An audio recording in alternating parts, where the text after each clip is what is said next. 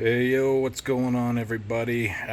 In the shop today. Thought I'd make a quick little video on something. It's kind of common, it's kind of not common, I guess. Basically, we got, a older ACURA, where the AC still works, but the clutch bearing or pulley, I guess, is making noise for the guy. And so he doesn't want to replace the whole compressor, which is normally what you do. He wants to just replace the clutch assembly itself, which you can do. Aftermarket, there's not, I mean, there's some out there, but the Honda ones are like, I don't know, $500, $800, something crazy if you get them from Honda. You can get an aftermarket compressor for like $350 or something. So it doesn't really make much sense to just replace it. But in this guy's case, the car has 350,000 miles on it. So he doesn't want to spend a lot more money than he's already spending. And where I'm already having to replace a bunch of stuff, some stuff's going to be out of the way. It's going to make it easier to get to the compressor, which I'm going to remove to replace the clutch anyway. So again, if you already have to remove the compressor, you might as well just replace the whole compressor. On some cars, you can probably get away with it. I don't think I could on this one, and it's not that hard to remove the compressor. So remove the compressor, got it on the bench now. So I'll show you kind of what we're doing in case, somebody else wants to do this, save a couple bucks. He said he supplied a clutch that he found on, Amazon for $50. You guys know how Amazon parts can be, pretty hit or miss. Again, car's got 350,000 miles on it. If it gives them the rest of the summer, if it gives them a year, great. It was $50. And then obviously the labor and the recharge and all that stuff too. So either way, we'll crack into this thing and show you what's going on with it. All right, so just to kind of give an idea what we're dealing with, this is obviously the AC compressor itself. He has supplied a kit that will give us a new clutch and pulley assembly, and this one works, but said apparently it makes a lot of noise. I guess that's his complaint. So not really what I would focus on a car with this many miles, but customer's paying, customer gets what he wants, right? So first thing first, on this, you'll see right here in the center, there is a nut that holds this down. I already took it off. It is a 14 millimeter head nut, so you take that off. On this one, he's got like this little crimped washer, little star washer. Popped it off right there. So I don't know if they all would have this or not, but that is on his, so we'll just kind of make a note of that, and then we'll have to check and see like what is actually in this kit, that his Amazon special. This whole piece though should kind of just pop right off now, so it's a little bit tight, obviously, a little rust build up, all that good stuff. So I'm just gonna kind of get some screwdrivers or something to kind of work it back and forth here. See if we can pop this thing off with both hands.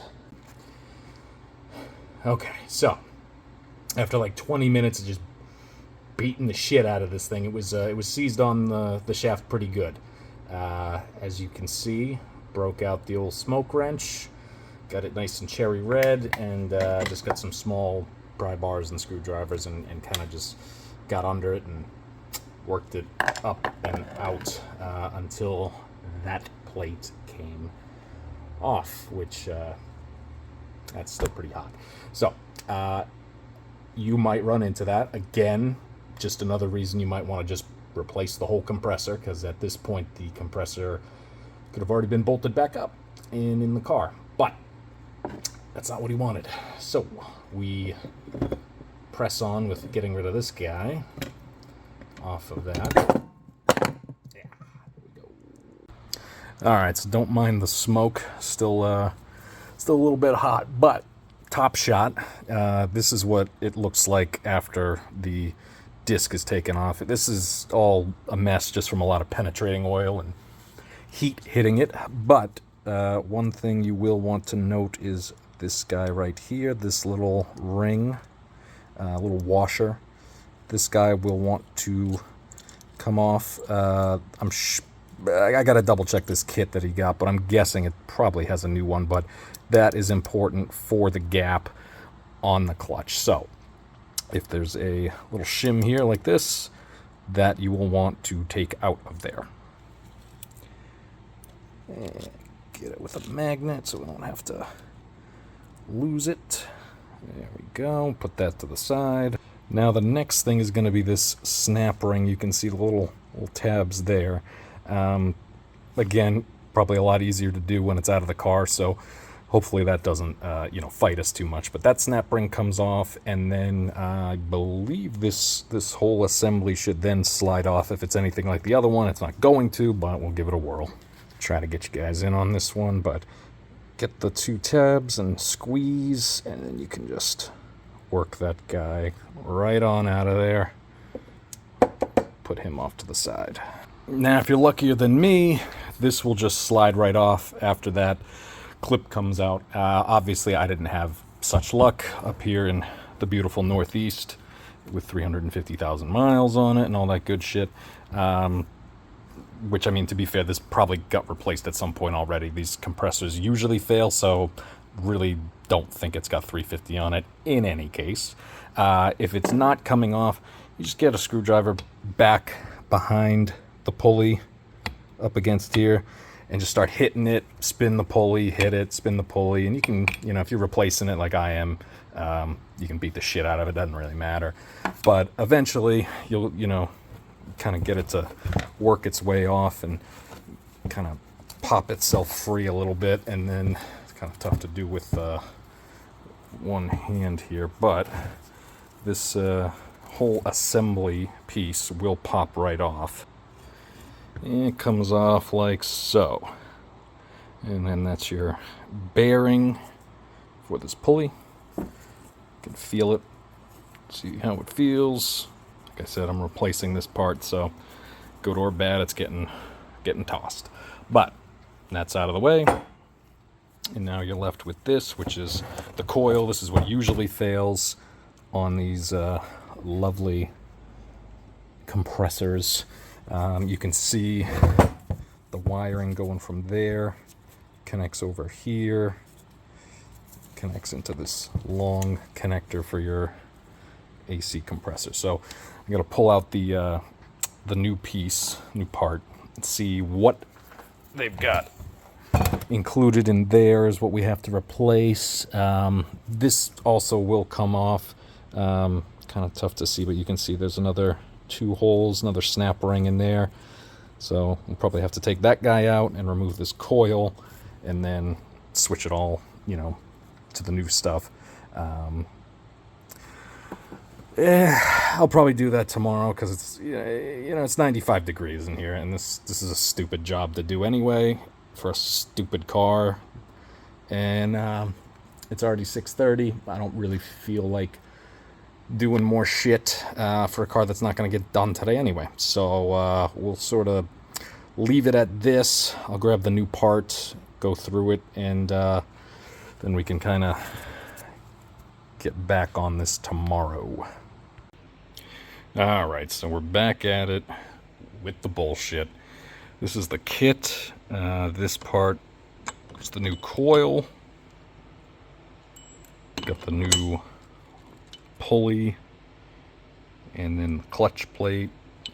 Came with a couple snap rings, new spacers, new nut.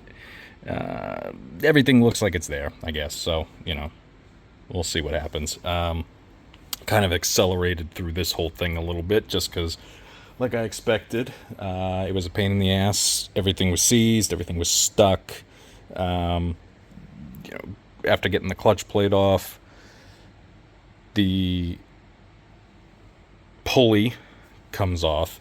So you have, a snap ring to get that off.